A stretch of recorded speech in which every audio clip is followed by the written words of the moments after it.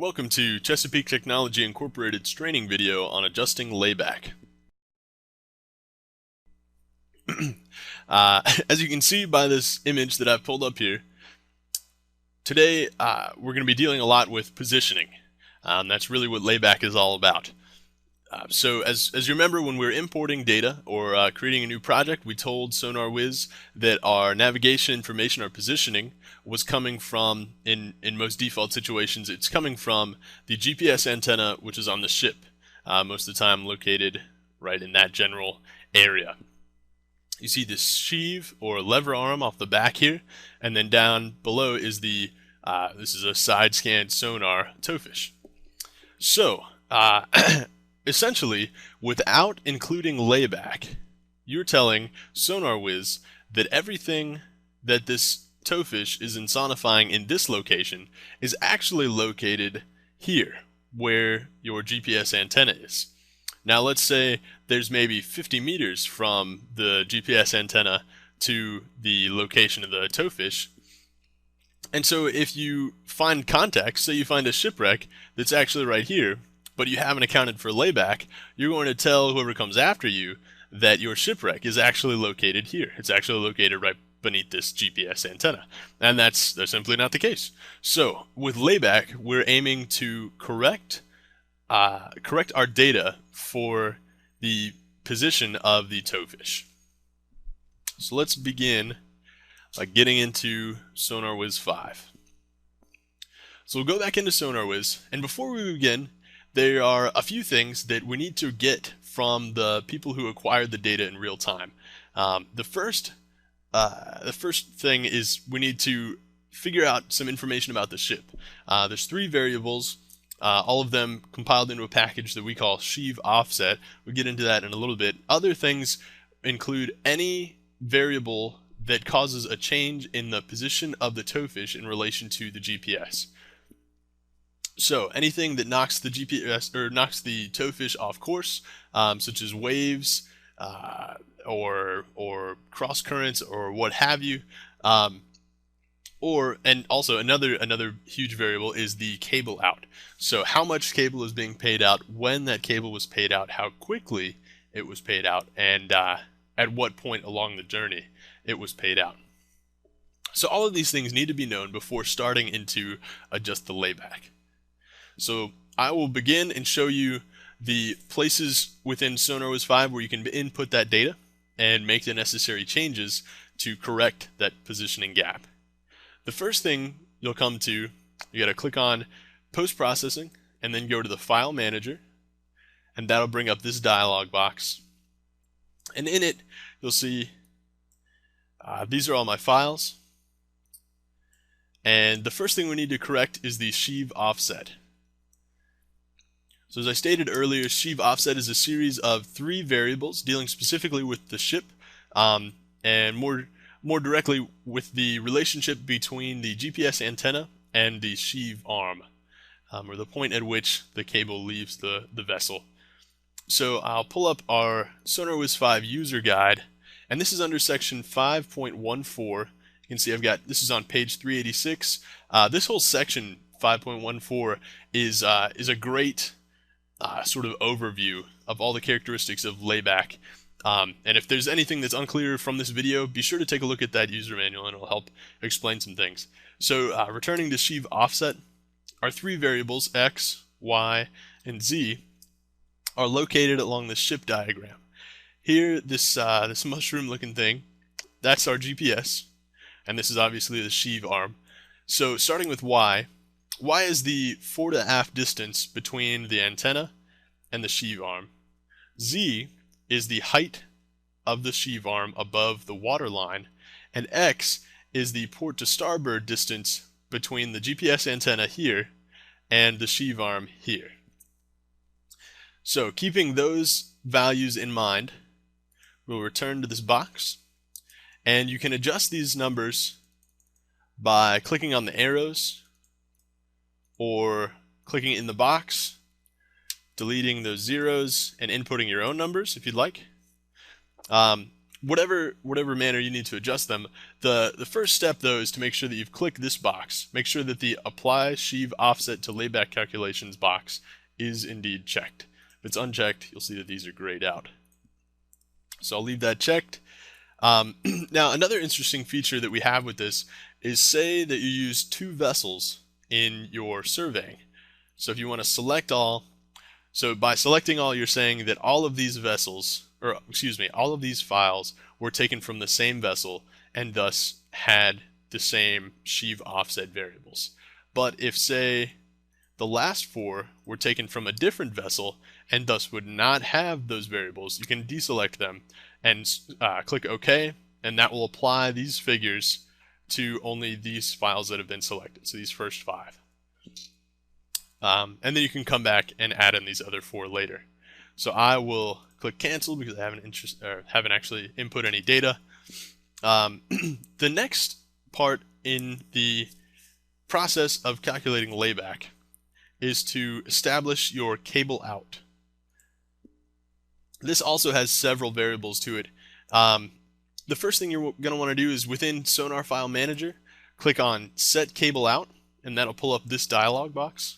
And this just sort of sets a universal cable out dimension. If you know that all of your files had a consistent amount of, in this case, 20 meters, and you can go in, let's say they actually consistently had 10 meters. All of my files, or at least all the ones selected, had 10 meters of cable out at all times.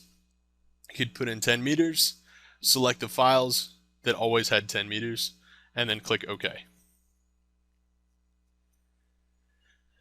However, by clicking OK, still have not solidified that movement within the SonarWiz files. In order to make good, or to actually enact that 10 meters of cable, I need to come down.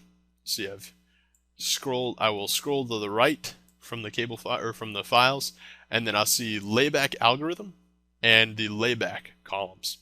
I'll leave layback algorithm at cable and percent, and then I'll come to this column where I will click on the cell and then click on the drop down menu. And this is where you can adjust for any catenary effect that might have occurred when taking your data. So any sort of bend in your cable that might have occurred. And again, that's information that you need to have taken when surveying for your data, when collecting your data. Otherwise, you're just going to have to sort of estimate where that might have been. So let's say at all times I know my cable was taut and the line was straight, and so all 10 meters of that cable was paid out. So then I would click 100%, and then I could click OK, and it would adjust my file. I'll click OK and it'll generate the files here. Okay, so here you go. So you can see that this it's got a redraw here. You'll see that this file has been adjusted slightly port in order to account for that 10 meters of cable that were paid out.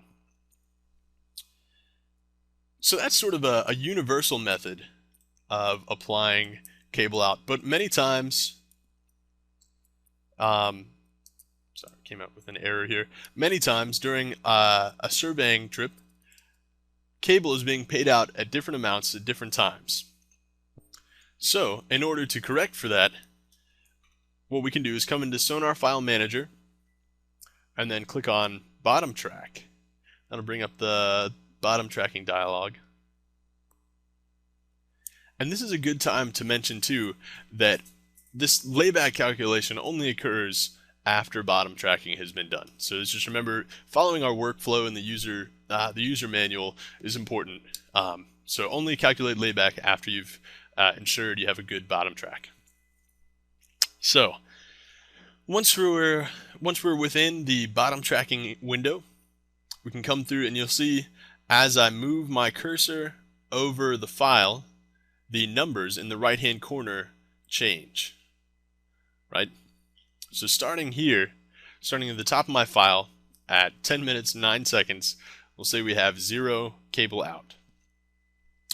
So I'm coming along, the boat is driving, we're pinging the whole time, and then let's say at 40 seconds I began to pay out some cable. So that's where I'll input the first node. And this is crucial because when inputting nodes, it has to be done in pairs. Otherwise, and I'll show you what this looks like, otherwise it'll tell SonarWiz that the whole time in between the first node and the second node, cable is being paid out. So unless you have two nodes fairly close to each other, your cable payout is going to look much more gradual than it actually was. So we said at 40 seconds, I began to pay out some cable.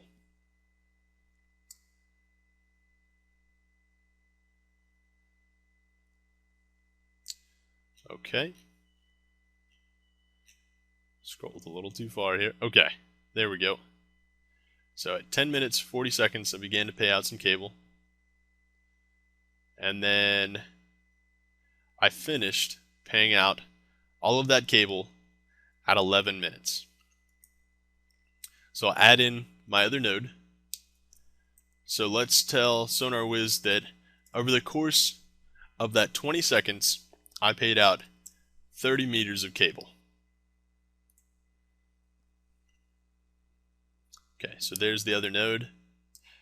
And then, let's say at 12:40, I began to retract some cable. So here again, I'll pull this up and I'll actually return it to 30, telling SonarWiz that in between the node that I just created and my previous node, there was no change in the cable. And then within, we'll say